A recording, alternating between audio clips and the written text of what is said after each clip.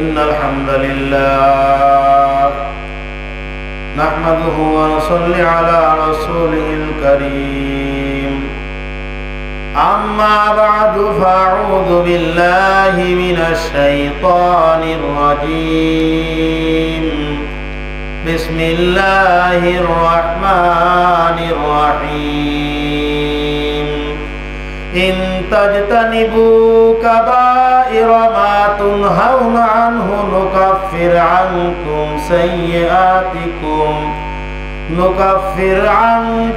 سيئاتكم وندخلكم مدخلا كريما وقال رسول الله صلى الله عليه وسلم اتق المحارم تكن أعبد الناس أو كما قال عليه الصلاة والسلام سبحانك لا علم لنا إلا ما علمتنا إنك أنت العليم الحكيم رب اشرح لي صدري ويسر لي أمري واحلل عقدة من لساني يفقه قولي اللهم أرنا الحق حقا وارزقنا اتباعه وأرنا الباطل باطلا وارزقنا اجتنابه সকলে বলি আমিন। একটু দুরূদ শরীফ পড়ে নেই। আল্লাহুম্মা সাল্লি আলা মুহাম্মাদিন ওয়া আলা আলি মুহাম্মাদ কামা সাল্লাইতা আলা ইব্রাহিম ওয়া আলা আলি ইব্রাহিম ইন্নাকা হামিদুম মাজিদ। আল্লাহুম্মা বারিক আলা মুহাম্মাদিন ওয়া আলা محمد كما باركت على إبراهيم وعلى آل إبراهيم إنك حميد مجيد। আল্লাহ পাক রব্বুল আলামিনের বান্দা জনাবে মুহাম্মদ রাসূলুল্লাহ সাল্লাল্লাহু আলাইহি ওয়াসাল্লামের উম্মতগণ, মহান আল্লাহ পাক রব্বুল আলামিনের দরবারে লাখো কোটি শুকরিয়া যে আল্লাহ পাক রব্বুল আলামিন আপনাকে আমাকে দুনিয়ার সমস্ত কাজকর্ম থেকে অবসর দিয়ে এই প্রচণ্ড গরমের মধ্যে সারাদিন অক্লান্ত মেহনত পরিশ্রম করার পর দিন বুঝার উদ্দেশ্যে দিনের দুই একটা কথা শোনার এবং শোনাবার উদ্দেশ্যে আল্লাহ পাক রব্বুল আলামিন এই জান্নাতের বাগিচায় আমাদেরকে কবুল করেছেন। শুকরিয়া আদায় করি আলহামদুলিল্লাহ। আল্লাহ পাক রব্বুল আলামিনের বহুত বড় ইহসান এবং দয়া। এই লাগাতার অনেক বছর কয়েক বছর হয়েছে যে এখানে মাহফিলে প্রত্যেক বছরই আল্লাহ পাক রব্বুল আলামিন আমাকে উপস্থিত থাকার তৌফিক দান করেন, আমাকে কবুল করেন এখানে। আর বাস্তবতা হলো আলহামদুলিল্লাহ আপনাদের নেক দোয়ার বরকতে আল্লাহ পাক রব্বুল আলামিনের অশেষ করুণায় ডুমুরিয়ায়, সমগ্র ডুমুরিয়ার মধ্যে আলহামদুলিল্লাহ পরিস্থিতি কম বেশি সব জায়গায় আছে, কিন্তু বিশেষ করে মনে করেন এই সাহস, রাজাপুর, নোয়াকাটি এই দিকটা আমার নিজের এলাকার মতোই মনে হয়। এই সমস্ত জায়গায় আসলে মনে হয় না যে আমি বাইরের কোনো জায়গায় আছি। আসলে এটা বাইরে, মনের দিক দিয়েও বাইর মনে হয় না, আসলেও বাইর না। আমি অত্যন্ত সংক্ষিপ্ত পরিসরে 5টা কথা আপনাদের খেদমতে আরজ করব, মাত্র 5টা।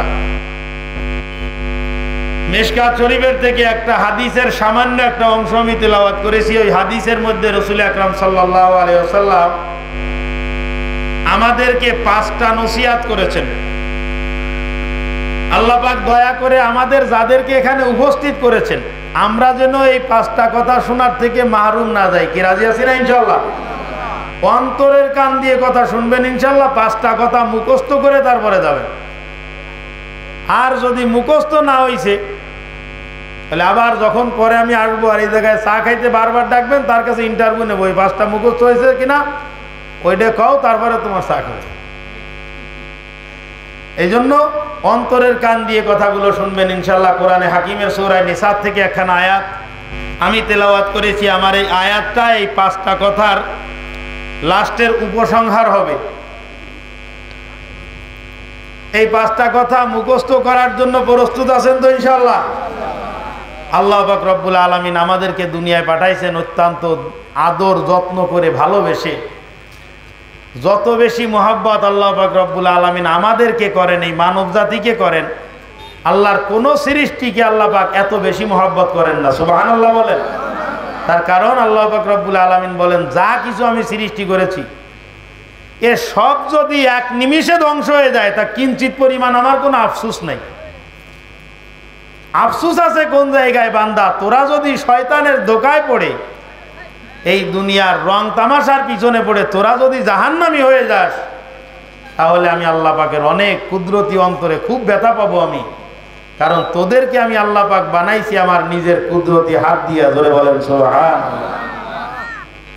আর যা কিছু বানাইছি সব কিছু বলেছি কুন হও, বলার সঙ্গে সঙ্গে সেটা হয়ে গেছে। শুধুমাত্র তোদেরকে আমি আল্লাহ পাক বানাইতে হাত ব্যবহার করেছি। আর যেই জিনিসের পিছনে মানুষের মেহনত পরিশ্রম বেশি থাকে ওই জিনিসের প্রতি মানুষের মহব্বত এবং ভালোবাসাও বেশি থাকে। কি বলেন, কথা ঠিক না? এই কারণে আল্লাহর নবী বিশিষ্ট সাহাবী হযরত আবু হুরায়রা রাদিয়াল্লাহু তাআলা আনহু থেকে বর্ণিত, হযরত আবু হুরায়রা রাদিয়াল্লাহু তাআলা আনহু বর্ণনা করেন, আমরা একদিন বসে আছি, এমন সময় রাসূল আকরাম সাল্লাল্লাহু আলাইহি ওয়াসাল্লাম আমাদের মধ্যে তাশরিফ রাখলেন, আমাদের মধ্যে আগমন করলেন। আগমন করে আল্লাহর নবী ডাক দিয়ে বলতেছেন, মাইয়া খুযু আন্নি হাউলাইল কালিমাত, তোমাদের মধ্যে কি এমন কোন ব্যক্তি আছো যেই ব্যক্তি আমার থেকে এই কথাগুলো তোমরা গ্রহণ করবে? 5টা কথা আমি তোমাদেরকে বলতে চাই। এই 5টা কথা গ্রহণ করার মতো তোমাদের মধ্যে কি কোনো ব্যক্তি আছো কিনা? ফায়ামালু বিহিন্না আও ইউআল্লিমু মাইয়ামালু বিহিন্না। আমি এই 5টা কথা তোমাদেরকে কেন বলবো? এই 5টা কথা তোমাদেরকে বলবো তার কারণ হলো, যেই ব্যক্তি আমার থেকে এই 5টা কথা শ্রবণ করবে ওই ব্যক্তি নিজে এই 5টা কথার উপরে আমল করবে, অথবা অন্য কাউকে জানাই দিবে, শিখাই দিবে, যেই ব্যক্তি ওই 5টা কথার উপরে আমল করবে। ফাকুলতু আনা ইয়া রাসূলুল্লাহ, হযরত আবু হুরায়রা রাদিয়াল্লাহু তাআলা আনহু বলতেছেন, আমি আছি হুজুর, ইয়া রাসূলুল্লাহ, আমি আছি 5টা কথা নিব। আপনারাও আছেন তো? এই 5টা কথা নেওয়ার জন্য আমি আছি ইয়া রাসূলুল্লাহ।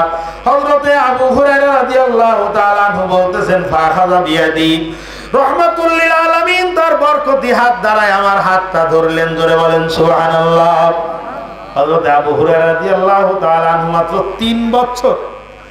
3 বছর রাসূল আকরাম সাল্লাল্লাহু আলাইহি সাল্লামের সহচর্য পাইছেন, আল্লাহর নবীর সঙ্গে ছিলেন মাত্র 3 বছর।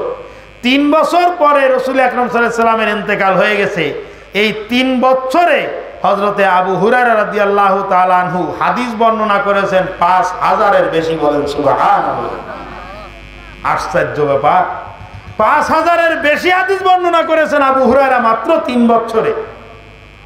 হাদিসের কিতাবের এমন কোন কিতাব নাই যার প্রতিটা ফিরিস্তায় আবু হুরায়রার নাম 2, 4, 5 বার নাই। এত বেশি হাদিস আবু হুরায়রা বর্ণনা করেছেন। আল্লাহু আকবার। হযরত আবু হুরায়রা বলেন, আল্লাহর নবী আমার হাতের মধ্যে ধরলেন, আমার হাত ধরলেন, ফাআদ্দা খামসান, এরকম আঙ্গুলে কর গুনে গুনে 5টা জিনিস আল্লাহর নবী আমাকে শিখাই দিয়েছেন। আল্লাহর নবী সর্বপ্রথম যেই কথাটা বলেছিলেন, ইত্তাকিল মাহারিমা তাকুনা আবাদান নাস, সমস্ত রকমের হারামের থেকে বিরত থাকো, হারামের থেকে বেঁচে থাকো, তাকুন আবাদান নাস, তাহলে মানুষের মধ্যে সব থেকে বড় আবেদ হইতে পারবা। মানুষের মধ্যে সব থেকে বড় আবেদ, সব থেকে বড় ওলি, সব থেকে বড় বুজুর্গ তুমি হইতে পারবা কি করলে? সমস্ত প্রকার পাপাচার, সমস্ত প্রকার হারামের থেকে বেঁচে থাকে। আমরা মনে করি একটা লোক মসজিদে গেছে, নামাজের পরে সে চায়ের দোকানে বসে টিভি দেখতেছে, তবুও তসবিহ হাতে চলতেছে। আছে না এরকম কিছু? মুরব্বী মানুষ নামাজ পড়ে তসবিহ হাতে নিয়ে দানা চলতেছে, ওদিকে তসবিহও চলতেছে আর ওদিকে টেলিভিশনের দিকে তাকায় কিরণমালাও দেখতেছে। আছে না বাদান? অবশ্যই আছে। আমি নিজের চোখে দেখেছি তো বিভিন্ন জায়গায়। ওই তসবিহ হাতে নিয়ে যখন বেরোয়, আমি বেরোই, তসবিহ হাতে দেখলে সাধারণত আমরা মনে করি যে এই লোকটা সব থেকে বড় বুজুর্গ, ভালো মানুষ, দেখেছো সবসময় তসবিহ টিপতেই থাকে, তসবিহ টিপতেই থাকে। অথচ খোঁজ নিয়ে দেখো যত রকমের সুদী কারবার আছে, সমস্ত রকমের সুদী কারবারে এই বুজুর্গ জড়িত আছে। কথা কর ও মুসলমান, আল্লাহর নবী বলেন ইত্তাকিল মাহারিমা তাকুনা আবাদান নাস। খুব বেশি পরিমাণে নামাজ রোজার দরকার নাই। ফরজ ইবাদত গুলো ঠিকঠাক মতো করো, ওয়াজিব ইবাদত গুলো ঠিকঠাক মতো করো, সুন্নাতে মুআক্কাদাটা ঠিকঠাক মতো করো, আর কোন রকম কোন গুনার ধারে কাছেও তুমি যেও না, তাকুনা আবাদান নাস। তাহলে মানুষের মধ্যে সবথেকে বড় আবেদ বুজুর্গ তুমি হইতে পারবা। হযরতে আশরাফ আলী থানভী রাহমাতুল্লাহি আলাইহি বলতেছেন, ও দুনিয়ার উম্মতেরা ভালো করে লক্ষ্য করো, 10,000 রাকাত তাহাজ্জুদ নামাজ আদায় করার দ্বারাই যতখানি ফায়দা হয়, যতখানি উপকার হয়, একবার একটা বেগানা নারীর দিকে কুদৃষ্টি দিলে তার থেকে বেশি পরিমাণে ক্ষতি হয়। বলেন নাউজুবিল্লাহ। আওয়াজ করে নাউজুবিল্লাহ বলেন, ভালো লাগুক। মানে তো গরমে একদম আমসুর হয়ে গেছি, শুকোয় এত জোর আর আসতেছে না, তাই নাকি অবস্থা? কি কন কি? হযরতে আশরাফ আলী থানভী রাহমাতুল্লাহ আলাইহি বলতেছেন যে একটা কবিরা গুনাহ 10,000 রাকাত তাহাজ্জুদ নামাজকে নষ্ট করে দেয়। 10,000 রাকাত তাহাজ্জুদ পড়ে মনে করতেছে আমি তো হাসান বসরি ছাড়াই গেছি, হাসান বসরির থেকেও বড় বুজুর্গ আমি হয়ে গেছি। অথচ দেখা যাচ্ছে যে কথায় কথায় মিথ্যা কথা, দাড়ি পাল্লা দিয়ে যখন মাপতেছে ঠকাস ঠকাস করে এদিক ওদিক। ওই যে বিশেষ করে একবার মানে গল্প মনে আসছে একটা, আমি একবার এই শীতলমারি থানা বড়গনি মাদ্রাসায় শিক্ষক ছিলাম। রাগ করবেন না, বাস্তবতা বোঝানোর জন্য বলতেছি, আমার চোখে দেখেছি এরকমটা, তাই আলহামদুলিল্লাহ আমাদের দিকে এগুলো নাই মনে হয়। এখন ধান কালেকশন করি না আমরা মাদ্রাসার, এই ধান কালেকশন করেছি। ধান কালেকশন করার পরে উস্তাদদের পরামর্শ সাপেক্ষে এই ধান বিক্রি করার দায়িত্ব পড়েছে আমার আরেকজনের, যে ধানগুলো বিক্রি করবা ব্যাপারীর সাথে কথা বলো। তাই এক ব্যাপারীর সাথে কথা বললাম, সে লোকটা 860 টাকা মন দেবে, উড়ানো লাগবে না, পরিষ্কার পরিচ্ছন্ন করা লাগবে না, ওইভাবে মেপে নিয়ে যাবে 860 টাকা মন। আর এক ব্যক্তি সে বলতেছে আমি 50 টাকার বেশি দিতে পারবো না, তাও উড়ে পরিষ্কার করে দেওয়া লাগবে। তা মাদ্রাসার দান কোনো ধুনভুন নাই, আমি 850 টাকা দেব এবং তাও পরিষ্কার করে উড়ে পরিষ্কার করে দিতে হবে, তাইলে 850 টাকা। এখন আমি মনে মনে চিন্তা করতেছি, যে লোকটা 860 টাকা বললো উড়ানো ছাড়া, ওকে দেওয়াই তো লাভ হবে বেশি। এখন আমার যে বস প্রিন্সিপাল মোহতামিম যিনি আছেন, ওনাকে বলতেছি হুজুর দানের ব্যাপারীর সঙ্গে কথা বলছিলাম, এই ব্যাপার, একজনে বলেছে 50 টাকা দেবে উড়াই দিতে হবে, আর একজন বলতেছে যে 60 টাকা দেবে উড়াই দেওয়া লাগবে না। আমার মোহতাম সাহেব মুস্কি হাসি দিয়ে বলতেছে যে লোকটা 50 টাকা বলেছে তারে বলো আর 5 টাকা কম দিয়ে উড়ানো ছাড়া নিতে, কারণ আমাদের উড়ানোর সময় নেই। দেখো রাজি হয় কিনা। না হুজুর তো উড়ানো ছাড়া নিচ্ছে। তাই আপনি তো জানেন না যে এই ব্যক্তি উড়ানো ছাড়া নিবে, ওই ব্যক্তির মন হবে 52 কেজিতে, আর যেই ব্যক্তি উড়াইয়ে নিবে ওই ব্যক্তি হয়তো বা 40-42-এর মধ্যে থেমে যাবে। এরকম কোন কেস আছে কি বাজার? তাহলে আপনারা সাক্ষী দিচ্ছেন যে অন্তর মধ্যে আছে, কারণ আমার দানও নাই, জমিও নাই, কিচ্ছু নেই, অতএব আমি জানিও না যে এনে কিভাবে কি করে। ও মুসলমান, আল্লাহ পাক রব্বুল আলামিন কোরআনে হাকিমের মধ্যে বলতেছেন ওয়াইলুল লিল মুতাফফিফিন, ধ্বংস তোমাদের। কি পরিমাণ ধ্বংস? কাদের? আল্লাযী ইযা তালু আলান নাসি ইয়াস্তাহুন, মানুষের থেকে যখন মেপে নেয় তখন পরিপূর্ণভাবে নেয়। ওয়া ইযা কালুহুম আও ওয়াজানুহুম ইখসিরুন, আল্লাহ পাক বলতেন যখন মেপে দেয় তখন ইখসিরুন, কম দেয়। পয়ড়েন আছে না, পয়ড়েন বাটখারা, ওই পয়ড়েনের দোকানে কিনতে গেলে, পয়ড়েন কিনতে গেলে ওই বিক্রেতা বলে বেচা পড়েন না কিনা পড়েন। আশ্চর্য ব্যাপার, বেচা পড়েন না কিনা পড়েন। ও মুসলমান, মায়ের দুধে যদি পেট না ভরে তা বাবার সারা গাছ হাঁটলেও কি পেট ভরে? কথা কন। বাবার সারা গাছ হাঁটলে তো শুধু গামের গন্ধ বেরো, তো কোনো দুধ টুধ কোনো কিছু নাই। মায়ের দুধে পেট ভরার অভ্যাস করতে হবে, হালালের দ্বারায় পেট ভরার অভ্যাস করতে হবে। হারামের পিছনে পড়লে সমস্ত জীবনের নেক আমল বরবাদ হয়ে যাবে। মসজিদে বসে আল্লাহ আল্লাহ মানে মাফ করো, আল্লাহ মাফ করো, অনেক কান্নাকাটি, অথচ সমস্ত রকমের হারামে জর্জরিত। যেটা খাইছি সেটা হারাম, যেটা পরিধান করেছি সেটা হারাম, যেই জায়নামাজের পরে বসে আল্লাহ আল্লাহ করতেছি সেওটা হারাম টাকায় কিনা। আল্লাহর নবী বলেন ফান্না ইস্তাজাবু, কিভাবে দোয়া কবুল হবে তোমার?